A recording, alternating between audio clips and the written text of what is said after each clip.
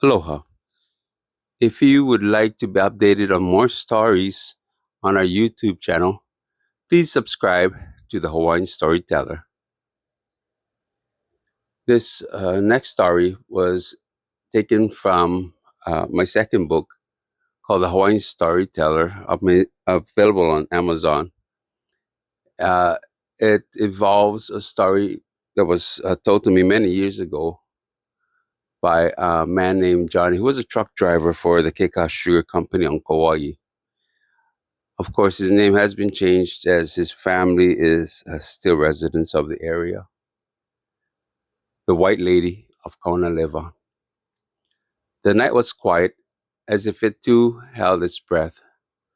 Johnny's Keikashur Company truck lumbered along the dirt road between the tall, dense cane fields of kaunalewa, and he was grateful for the steady hum of his engine which filled the midnight silence.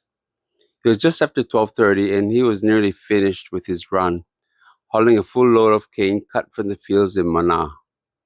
The road was dark, bordered by nothing but acres of sugar cane and the low, misty clouds that clung up to the mountains in the distance. He gripped the wheel, fighting the fatigue that always seemed to creep in after hours on the night shift. But as he rounded a curve, his headlights fell on something that shook him wide awake. There, walking along the side of the dirt track, was a figure. She was dressed all in white, and her dress seemed to glow faintly in the headlights, flowing like waves around her as she moved.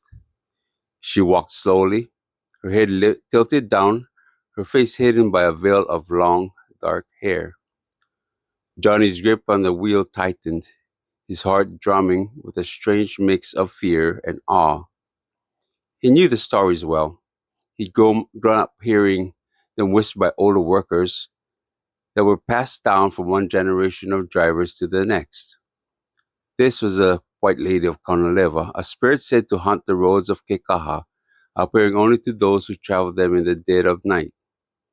He hadn't believed the tales fully until now, but the sight of her turned his belief into something raw and cold. Trying to maintain control, he continued down the track, determined to ignore her, but no more than a quarter mile later, he spotted her again, walking toward him, still with her head bowed, her form mist-like as it seemed to glide over the rough dirt road. He blinked, his breath catching as his mind raced to make sense of what he was seeing. Had he passed her already? How could she have appeared again in front of him? He pressed his foot down on the accelerator, wanting only to get away from her, but she reappeared yet again, moving in the opposite direction as if retracing her steps. And then he reached the old stoplight, the only one on the island at that time. He saw her a fourth time, her ghostly figure standing on the other side of the intersection, still as stone and waiting. The intersection was equipped with sensors to detect approaching vehicles and switch the light to green, but tonight, as Johnny neared the light, it remained stubbornly red, casting an eerie crimson glow over the road. The sight of it filled him with growing dread, a feeling that something was dreadfully wrong. He scanned the area around him, searching the shadows, wondering if he'd seen her once more. And then he did. Her shape materialized on the far side of the road, her face still hidden, her presence unmistakable. A shiver ran through Johnny. His hands tightened on the wheel, his mind racing with possibilities. He knew the tales, spirits of lost travelers, night marchers guarding their ancient paths, and stories of those who he'd seen, the White Lady, and had never forgotten the encounter. This was one of those nights. He could feel it. With a last glance toward her, he hit the pedal, driving through the red light, desperate to leave her behind. The road stretched out before him, empty and dark, the mill finally within sight. But as he slowed down to approach the yard where the other trucks were lining up, Johnny sensed something wasn't right. An icy feeling crept into the cab, making the hair on his arms stand on end. He dared to look over at the passenger seat and his stomach dropped.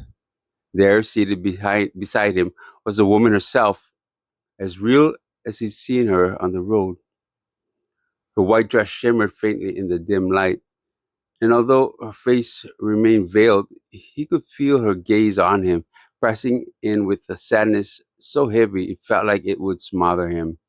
Without thinking, Johnny shoved open his door and leapt out, stumbling onto the ground and sprinting across the road to the mill, where his fellow drivers were gathered, talking quietly among themselves.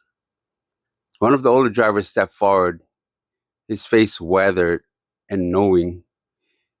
He laid a hand on Johnny's shoulder and asked, "You saw her, the white lady?" The man's eyes held a steady calm that surprised Johnny, and he nodded, still catching his breath. The older driver gave a slow, understanding nod. "You're not the only one. We've seen her on the track tonight, too. I haven't seen her for years." The older driver walked with Johnny to his truck, but she was no longer there.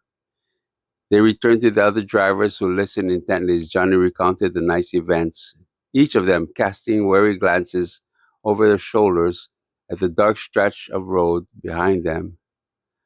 Though the rest of their shift passed without incident, a heavy silence lingered in the air, as though the white lady's presence clung to them even after she disappeared. For Johnny, the experience left a mark that he couldn't shake. The pale figure in white, her sorrowful gaze, and the sense of chilling isolation stayed with him long after that night. Less than a month later, he left his job at the mill, finding work at a busy South Shore hotel where the lights never dimmed and there was always a hum of people around him. But the memory of that night in Kaunalewa never faded, and he would remember her forever etched into his mind.